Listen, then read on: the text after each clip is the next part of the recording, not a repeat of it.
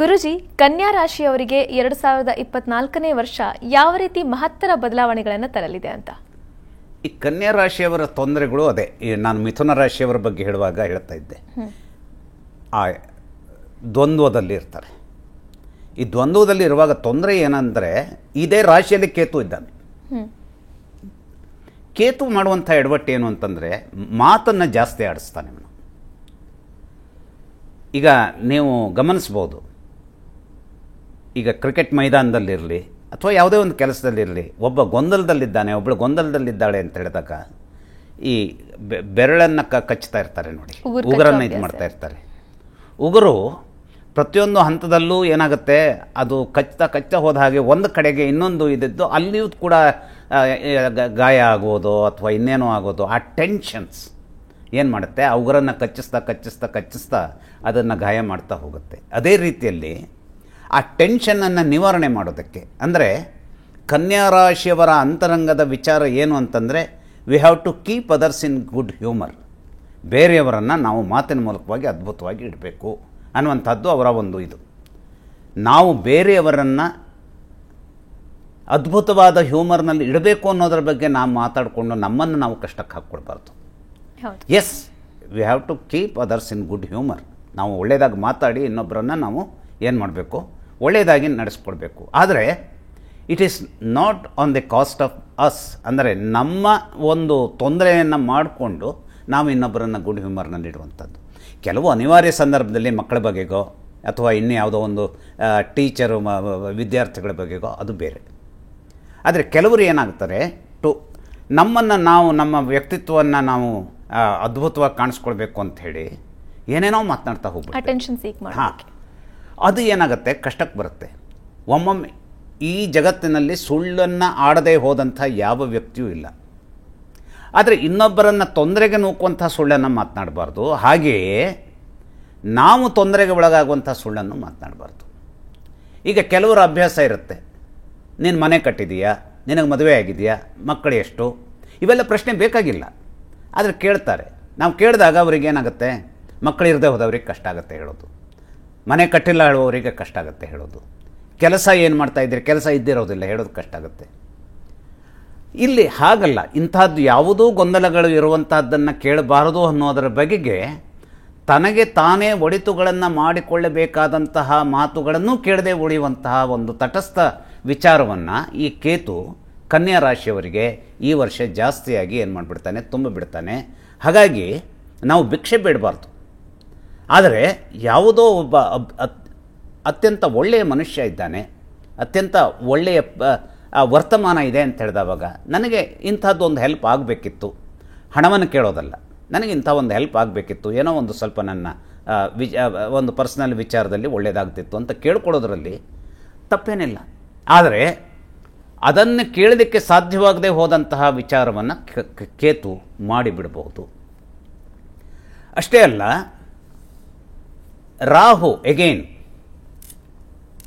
ಕೆಲವು ವಿಚಾರಗಳಲ್ಲಿ, ಈಗ ಹೆಣ್ಣು ಗಂಡಿನ ಸಂಬಂಧ, ಹೆಂಡತಿಯ ಜೊತೆಗೆ ಅಥವಾ ಯಾವುದೋ ಒಂದು ವಿಚಾರದಲ್ಲಿ ನಾವು ಎಷ್ಟೆಷ್ಟು ರೀತಿಯ ತಪ್ಪುಗಳನ್ನು ಮಾಡ್ತೇವೆ, ಜಗತ್ತು ಎಲ್ಲರಿಗೂ ಗೊತ್ತಿದ್ದಂಥದ್ದು. ಹಾಗಾಗಿ ಯಾವುದೋ ಒಂದು ಮಾಯೆಗೆ ಬದ್ಧವಾಗಿ ಯಾರನ್ನೋ ನಂಬಿ ಯಾವುದನ್ನೋ ಮಾಡಲಿಕ್ಕೆ ಮುಂದಾಗುವಂಥದ್ದು, ಆ ರೀತಿಯಲ್ಲಿ ಮುಂದಾದಾಗ ತನ್ನ ವ್ಯಕ್ತಿತ್ವದ ತೂಕವನ್ನು ಕಳೆದುಕೊಳ್ಳುವಂಥದ್ದು, ಇಂತಹದ್ದನ್ನು ಮಾಡೋದಕ್ಕೆ ರಾಹು ನಿರಂತರವಾಗಿ ತನ್ನ ಪ್ರಯತ್ನಗಳನ್ನು ನಡೆಸ್ತಲೇ ಇರ್ತಾನೆ. ಅದನ್ನು ಬಹಳ ಎಚ್ಚರದಿಂದ, ಯಾಕೆಂದರೆ ಈ ಕನ್ಯಾ ರಾಶಿಯವರು ಆ ದ್ವಿಮನಸ್ಸು ಅಂದರೆ ಎರಡು ರೀತಿಯ ಮನಸ್ಸುಗಳನ್ನು ಹೊಂದಿರುವವರಾಗಿರೋದರಿಂದ, ಎರಡು ರೀತಿಯ ಮನಸ್ಸು ಅಂತಂದರೆ ಅವರಲ್ಲಿ ಏನೋ ಆತ್ಮವಿಶ್ವಾಸದ ಕೊರತೆ ಅಂತಲ್ಲ. ಒಮ್ಮೆ ಇದೇ ಒಳ್ಳೆಯದು ಅಂತ ಅನಿಸುತ್ತೆ, ಒಮ್ಮೆ ಇದು ಒಳ್ಳೆಯದು ಅಂತ ಅನಿಸುತ್ತೆ. ಅಂಥ ಸಂದರ್ಭದಲ್ಲಿ ಮಾಯೆಯ ರೂಪದಲ್ಲಿ ಹೆಣ್ಣು ಗಂಡಿಗೆ, ಗಂಡು ಹೆಣ್ಣಿಗೆ ಏನನ್ನು ಜೀವನದ ಸಮತೋಲನವನ್ನು ತಪ್ಪಿಸುವಂಥದ್ದು. ಅಂದರೆ ವಿವಾಹೇತರ ಸಂದರ್ಭದ ಏನು ಒಂದು ಸಂಬಂಧ ಅಂತ ಏನು ಇದಾಗುತ್ತೆ, ವ್ಯಕ್ತಿತ್ವವನ್ನು ಹಾಳು ಮಾಡುವಂತಹ, ಜನರ ನಡುವೆ ನಮ್ಮನ್ನೇ ನಾವು ಕೆಳಗೆ ತಳ್ಳಿಕೊಳ್ಳುವಂತಹ ಸನ್ನಿವೇಶ ಎದುರಾಗ್ಬೋದು. ಇದರ ಬಗ್ಗೆ ಬಹಳಷ್ಟು ಎಚ್ಚರದಿಂದ ಇರಬೇಕಾದಂಥದ್ದು ಅನಿವಾರ್ಯ ಇರುತ್ತೆ. ಇದೇ ಬುಧನ ಸಂದರ್ಭದವರು ಹೋಟೆಲ್ ಬಿಸ್ನೆಸ್ನಲ್ಲಿ ಬಹಳ ಅದ್ಭುತವನ್ನು ಸಾಧಿಸೋದಕ್ಕೆ ಬೇಕಾದಂತಹ ಒಂದಿಷ್ಟು ವಿಚಾರವನ್ನು ಶನೈಶ್ಚರ ಈ ರಾಶಿಯವರಿಗೆ ಈ ವರ್ಷ ಬಹಳ ಒಳ್ಳೆಯದಾಗಿ ಅನುಕೂಲ ಮಾಡಿಕೊಡಬಲ್ಲಂಥ ಒಂದು ಸಂಪನ್ನತೆಯೂ ಕೂಡ ಇದೆ. ಏಕೆಂದರೆ ಇವನು ಪೂರ್ವ ಪುಣ್ಯ ಸ್ಥಾನದ ಯಜಮಾನನಾಗಿ ಕನ್ಯಾ ರಾಶಿಯವರಿಗೆ ಶನೈಶ್ಚರ ಒಳ್ಳೆಯವನು. ಅಂಥವನು 6ರಲ್ಲಿ ಕೂತಿದ್ದಾನೆ. ಯಾವಾಗಲೂ ಪಾಪಗ್ರಹಗಳು, ಅಶುಭ ಗ್ರಹಗಳು ಕೆಟ್ಟ ಮನೆಯಲ್ಲಿ, ಕೆಟ್ಟ ಮನೆ ಅಂತಂದರೆ ಒಂದಿಷ್ಟು ಮನೆಗಳು ಇವು ಶುಭ ಅಂದರೆ ಅವು ಶುಭದ ಮನೆಗಳಲ್ಲ ಅಂತ ಒಂದು ಕಲ್ಪನೆ ಇರುತ್ತೆ. 3, 6, 12 ಹೀಗೆ ಅಲ್ಲಿ 6ರಲ್ಲಿ ಕೂತಿರೋದ್ರಿಂದಾಗಿ ಆ 6ರಲ್ಲಿ ಕೂತಾಗ ಮೈನಸ್ ಇಂಟು ಮೈನಸ್ ಪ್ಲಸ್. ಅಶುಭ ಗ್ರಹಗಳು ಅಶುಭಕರವಾದಂಥ ಮನೆಯಲ್ಲಿ ಕೂತಾಗ ಅವ್ರ ಶಕ್ತಿ ಜಾಸ್ತಿ ಆಗುತ್ತೆ. ಹಾಗಾಗಿ ಶನೈಶ್ಚರ ಅನೇಕ ರೀತಿಯ ಕೋರ್ಟ್ ಕೇಸ್ಗಳನ್ನು ಗೆಲ್ಲುವಲ್ಲಿ, ಅನೇಕ ರೀತಿಯಲ್ಲಿ ಯಾವುದೇ ರೀತಿಯ ಈ ಶತ್ರುಗಳನ್ನು ಗೆಲ್ಲಬಹುದಾದಂಥ ವಿಚಾರದಲ್ಲಿ, ಅಥವಾ ಯಾವುದೋ ಒಂದು ಹೋಟೆಲ್ ಮ್ಯಾನೇಜ್ಮೆಂಟ್ ಕಲಿಯುವ ವಿಚಾರನೂ ಇರಬಹುದು, ಅಥವಾ ಬಿಸ್ನೆಸ್ನ ವಿಚಾರದಲ್ಲೂ ಇರಲಿ, ಒಳಿತನ್ನು ನಿರ್ಮಾಣ ಮಾಡಿಕೊಡುವಂಥ ಪರಮ ಹೆಚ್ಚಿನ ಶಕ್ತಿಯನ್ನು ಶನೈಶ್ಚರ ಇವರಿಗೆ ಏನು ಮಾಡ್ತಾನೆ, ಅನುಗ್ರಹ ಮಾಡ್ತಾನೆ. ಆದರೆ ಶನೈಶ್ಚರನಿಂದಾಗಿ ಆಗುವ ಇನ್ನೊಂದು ಸಣ್ಣ ತೊಂದರೆ ಏನು ಅಂತಂದರೆ, ಯಾವಾಗಲೂ ಕಾಲದ ಘಟ್ಟ ಏನು ಅಂತಂದರೆ ಅದು ಹರಿಯುವಂಥ ನೀರು, ಅದು ಇವತ್ತಿರುವಂಥದ್ದು ನಾಳೆಗಿರೋದಿಲ್ಲ, ಅದು ಹೋಗ್ತಾನೇ ಇರುತ್ತೆ. ಇಂತಹ ಸಂದರ್ಭದಲ್ಲಿ ಶನೈಶ್ಚರ ಈಗ ಕೊಡ್ತಾ ಇರುವಂತಹ ಒಂದಿಷ್ಟು ಸಂಪನ್ನವಾದಂತಹ ಒಂದು ಬೆಂಬಲ ಹೌದಾದರೂ ಕೂಡ ಇನ್ನು ಸ್ವಲ್ಪ ದಿನಗಳ ನಂತರದಲ್ಲಿ ಈ ರಾಶಿಯವರಿಗೆ ಒದಗಿ ಬರಬಹುದಾದಂತಹ ಅನೇಕ ತೊಂದರೆಗಳನ್ನು ರಾಹುವಿನ ಸಂದರ್ಭವನ್ನು ಗ್ರಹಿಸಿಕೊಂಡು ಹೇಳುವಂಥದ್ದಾದರೆ, ಶನೈಶ್ಚರ ಕೊಡುವ ಎಲ್ಲ ಒಳಿತುಗಳನ್ನು ಹಾಳು ಮಾಡುವಂತಹ ಒಂದು ದುಷ್ಟ ಪ್ರಯತ್ನವನ್ನು ರಾಹು ಮಾಡ್ತಾ ಇರ್ತಾನೆ.